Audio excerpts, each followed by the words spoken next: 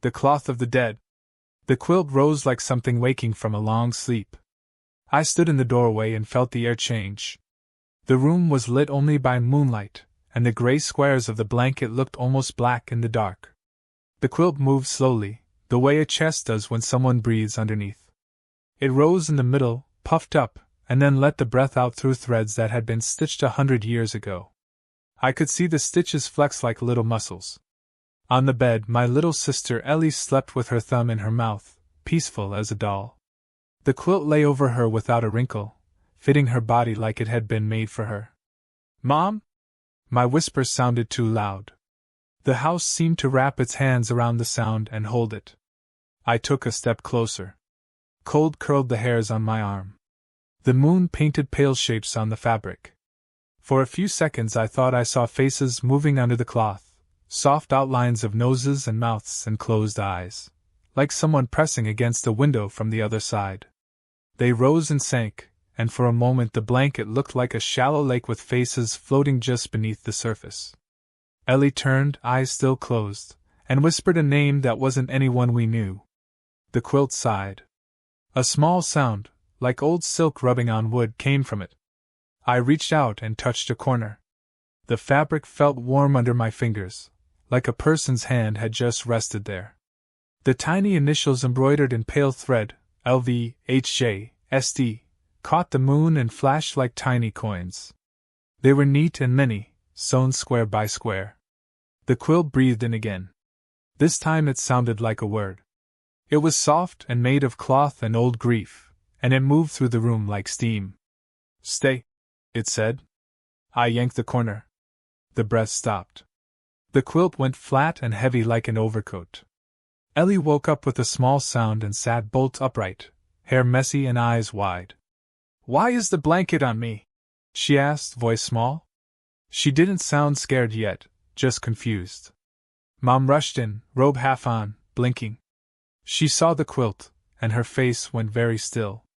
"We're talking about this tomorrow," she said, like she could fix anything by saying it out loud.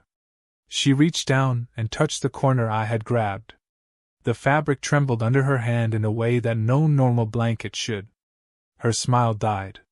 That moment was the sharp part, the part that made the rest of the world narrow. But before I tell you why the cloth was moving, I have to tell you how it got into our house, because the story begins with a small gray blanket and a woman folding quilts behind a burned house in Savannah, in the spring of 1983. My grandmother hated to miss an estate sale. She liked the slow smell of paper and old wood, and she liked the way things carried stories in their seams. When she saw the little ad for the Langford estate sale, she circled the date in red pen. The Langford place had been a ruin for 100 years, only bricks and a chimney left where a mansion once stood. People in Savannah still said the name low, like a key to a sad room. We went on a Saturday that smelled like rain. The sale was held in the carriage house behind the burned foundation. Tables were piled with plates, cracked music boxes, and stacks of letters tied in blue ribbon. Against one wall a woman folded a pile of quilts. The top one was not bright. It was a faded gray, made of patches of thin cloth sewn into squares. The woman told us, in a voice like someone passing on news, that the quilt had been stitched from pieces of funeral shrouds, scraps taken from the linens used to cover the dead during a yellow fever outbreak in the 1800s. She said enslaved women in the Langford household had made the cloth as a memorial, sewing initials into each square for the people they had lost. The woman said some folks would not buy it for fear of bad luck. My grandmother did not like the word bad luck. She stroked the fabric like it was a lace collar on a portrait. "It's a history," she said. "We'll care for it." The woman wrapped it up in brown paper, then shoved the bundle into a grocery bag, heavy and warm. $5, she said. $5 for a thing that smelled like old stories. At home, the quilt looked plain on the back of our couch. We shrugged and called it an odd thrift store find. Grandma washed it once, then put it in the cedar chest with the other linens. It smelled of cedar and dust and a faint, hard sweetness, like dried flowers. Ellie flopped on the couch with her cheek on it and said, "It's cold." We laughed because March in Savannah is not very cold. But later that night, when my mom woke at 2 and found the quilt spread neatly over her legs, she told us she thought Grandma had put it there. Grandma swore she had not. The small odd things began to stack up. We would find the quilt tucked over the foot of the stairs as if someone had carried it there and smoothed it down. We would wake to a soft, faraway sound, like muffled crying from a place with thick walls. The house seemed to carry a chill that stayed near the quilt. Dr. Avery, a university historian who loved old cloth and even older stories, came to examine it when Grandma called him. He turned the squares over with white gloves and traced initials with the tip of his pen. "These letters match church burial records," he said quietly. "This textile is a memorial quilt. It would have been placed over coffins during the wakes. It carried the names of those who died."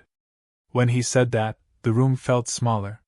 He wanted to document it, to take careful photos and put the quilt behind glass where light could not eat it. He left with the garment bag he'd brought, and said he would catalog it at the University Museum that night. We felt a little proud that we had something that mattered. That night Dr. Avery had a heart attack in his hotel room. He survived, but he called my mom from the hospital, voice thin, and said he had woken in the dark with the garment bag on him. He said the room had been very cold. He said he had heard someone sobbing, as if someone were grieving on the other side of the wall. He said he had the strong, foolish feeling that he had been covered by the quilt. After that, we tried to be careful. We folded the quilt, we said names out loud, we washed our hands after touching it. We told ourselves a practical bad luck story, maybe a draft moved it, maybe someone moved it as a joke. But the more we tried to explain, the stranger the house became. At night, the fan above the bed would whistle like a voice. The vents would carry a soft, squeezing sound like someone trying not to make noise. The quilt gathered the cold like a bull. The initials seared themselves into our eyes each time we passed the cedar chest. One late afternoon, Grandma called to say a small museum had agreed to take the quilt for a temporary exhibit. "They'll wrap it and put it in glass," she said. "It will be safe." We felt like we had turned a problem over to adults who worked with problems. That night we loaded the cedar chest into the trunk, wrapped the quilt in cloth, and drove to the museum lot. The city smelled like wet pavement. I sat with Ellie on my lap and watched the trunk light glow red as the car cooled. At 2 in the morning, the air inside the car turned suddenly cold. Our breath fogged the windshield. The little AM radio clicked onto static, and through the static we heard, felt, a low chorus of voices. The trunk tapped once, like a polite knock. Mom reached without thinking and put her fingers on the key. Her hands shook. The latch clicked on its own. The trunk lifted a sliver.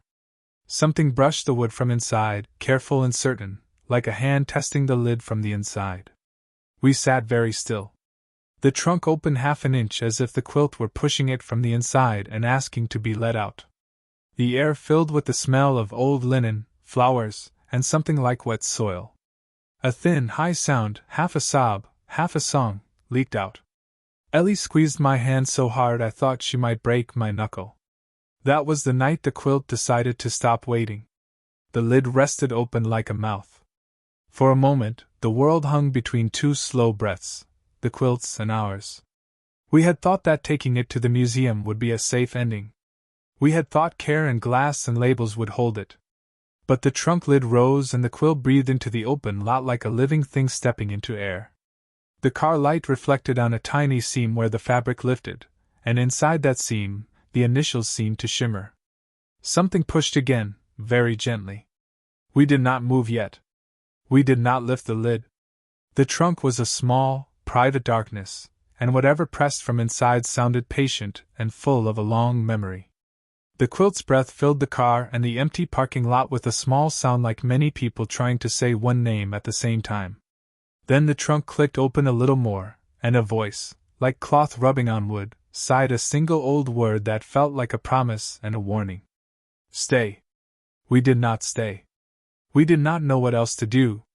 We slammed the trunk closed, palms sweaty, and the quilt lay quiet inside again, for now. The museum opened its doors the next day and agreed to receive the cloth. We told ourselves the right thing had been done. But even as we left the lot, the outline of names and small initials seemed to press on the inside of my mind like threads under skin. I could not shake the feeling that the quilt had not been given away but rather that it had chosen the place where it wanted to be seen. That night, when we came home, the house felt too large. The cedar chest in the attic was heavier somehow, as if it knew how much room the world gives things. We went to bed and tried not to listen for fabric against wood. A week later, the museum called. They had the quilt behind glass, they said. People wanted to see it like a piece of history. The curator used words like context and conservation. She promised labels, climate control, careful light. We felt better. But the next morning, at dawn, the curator called back with the voice of someone who had been surprised awake. It moved, she said. Inside the case, under the lights. The glass fogged from the inside. We saw it shift. She coughed, embarrassed and scared at once. We closed the exhibit. We thought that would end it. We thought locking it away in storage behind layers of linen and glass would be enough.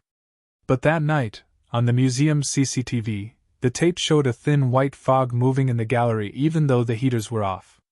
A security guard had watched the footage and said he could see a faint bulge in the cloth behind the glass as if someone beneath were turning over. Then, with a professional's bluntness, he said, I don't like to say this, but the guard on the night shift reported a whisper in the dark. The museum put the quilt into storage and wrapped it in acid-free linen. They sealed the crate. They locked the room with 3 keys and wrote in the log that it was closed to the public. But the stories kept living.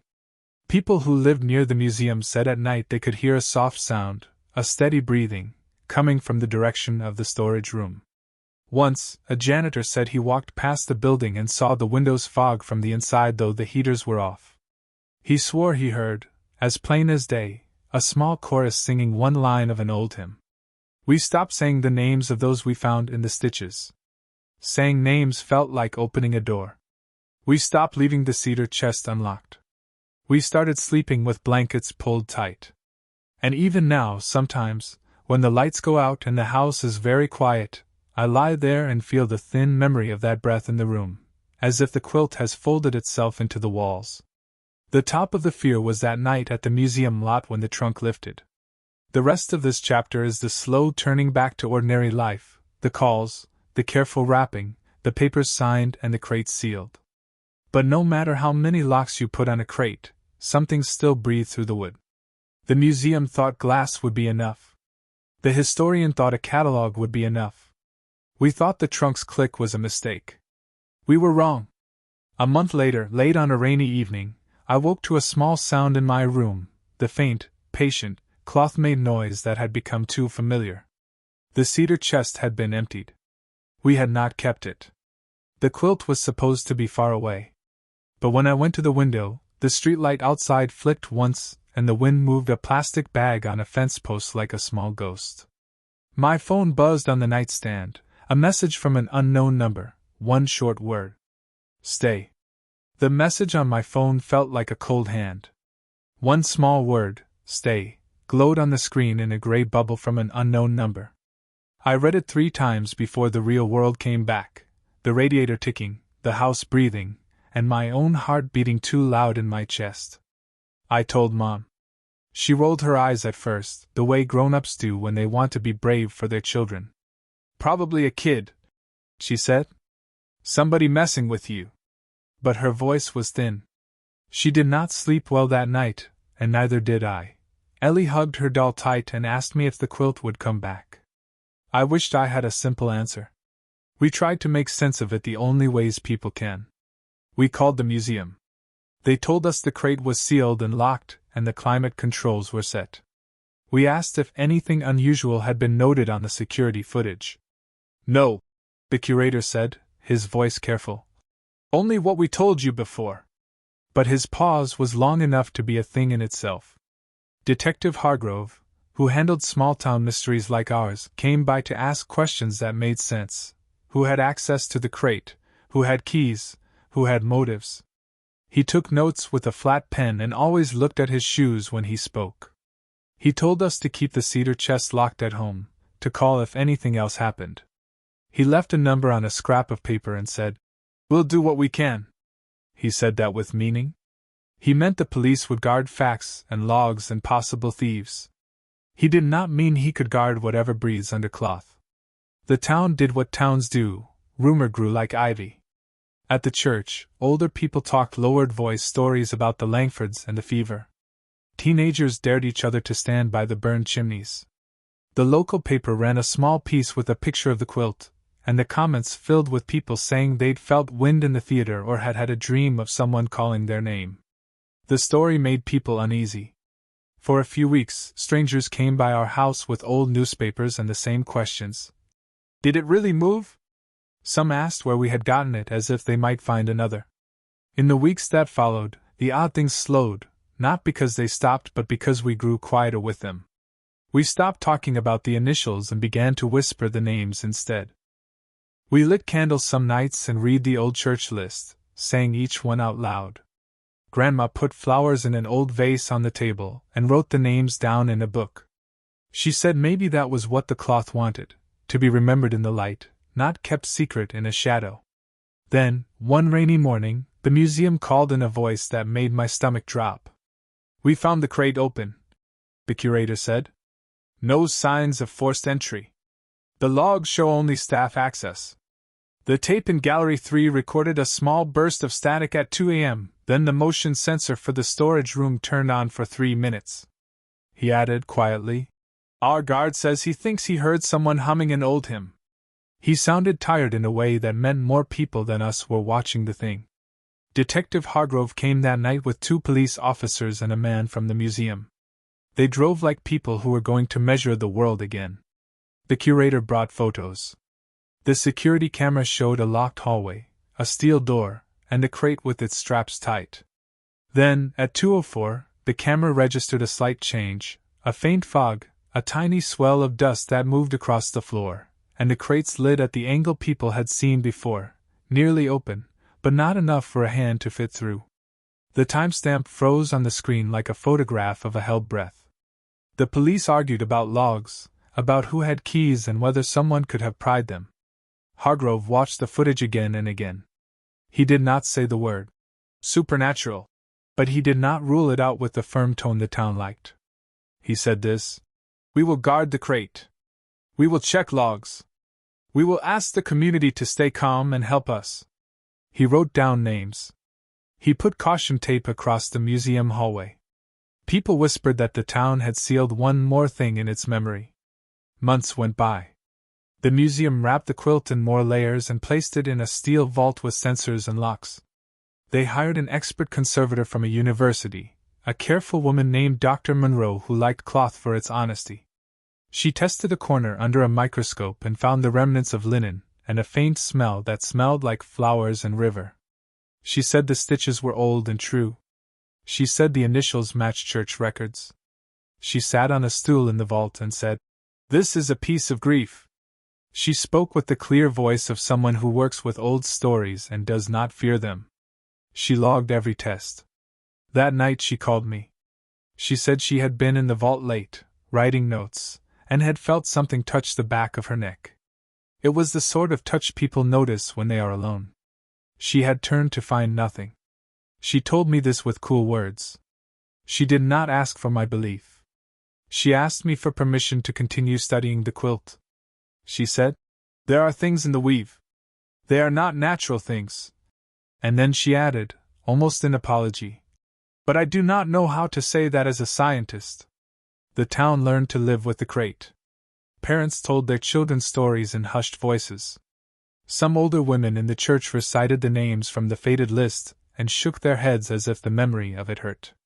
Children dared each other to run past the museum at night. Most nights the town slept and forgot it for a while. But sometimes, when a streetlight flickered, or a window fogged, or a lullaby popped up on the radio, the memory came back like an itch you can't reach. Years passed. My mother's hair went silver at the temples. Ellie grew taller and started her own family. We visited the museum once, from across the road, and watched the building as if it were a sleeping animal. The sign by the front gate read, "Collections closed for conservation." The crate remained deep inside, and the vault remained locked. Most people accepted that the museum had done what they could: secure the object, study it, and then store it so that curiosity could not feed it. But objects remember. Objects keep what they carry. The quilt did not leave the town entirely. Stories traveled. A guard retired and spoke on a morning radio show about a fog that filled his shoes in the storage room. A janitor said he once heard a soft fold and an old voice mumbled a name, and then stopped. People argued whether those events were real, or only the town's memory shaping the world like a hand in clay. The museum remained careful because museums are places that try to make a bargain, show the world, but protect it. Years later, on a cool evening when the oak leaves had just begun to turn, the museum called our family. They had found a note tucked in the crate, on top of the extra linen. The note was small, written in a hand that trembled like someone who had been holding a needle for too long. It read, "Thank you for remembering." No one ever found who wrote it. The museum's logs showed no entry. The conservator swore she did not put it there. The curator said he had not seen it on camera. The police did not have answers. The note's paper had an old tear as if it had been once folded inside a book. The ink matched nothing in the museum's inventory. It was a small, tidy mystery that felt like an apology. That gave us a kind of peace, the way a thin bandage hides a small wound. People said the note meant the cloth had been heard. Others said the note was a prank. For my part, I kept the feeling in me that the quilt had been listened to, at least a little, and that listening mattered. In time, my sister had her children and told them the story in a voice careful as a lullaby. She told them we had done what we could, we had given the cloth a place of honor, and we had said the names out loud so they would not be lost. She told them not to be afraid of memory, but to respect it. Still, on some nights when the world was quiet and the house folded itself into sleep, I would hear a faint sound like needle on cloth, like someone humming a line of an old hymn just out of reach. Sometimes a breeze would ruffle the curtains though the windows were closed. Once, walking past the town museum, I saw the silhouette of a man standing very still by the glass. He was not a guard. He was a small figure with his hands in his pockets, looking like someone waiting for something. He looked up at the building, and then he moved away slowly without saying a word. We all live with small mysteries. Some get boxed and labeled and put under glass. Some learn to sleep with them. The cloth of the dead stayed in its crate, wrapped in linen and sealed by careful gloved hands. The town carried the story like a small, sharp stone in its pocket, a thing that reminded people that the past has weight. And sometimes, when the lights go out and the air is still, I think I can hear it, the same soft, careful breath that first woke me in my sister's room, breathing through wood and air and years, always small and always patient. Not a thing that wants to harm, but a thing that remembers to be remembered. Once, many autumns after it all began, my phone buzzed on the porch table. An unknown number. One short word. Stay.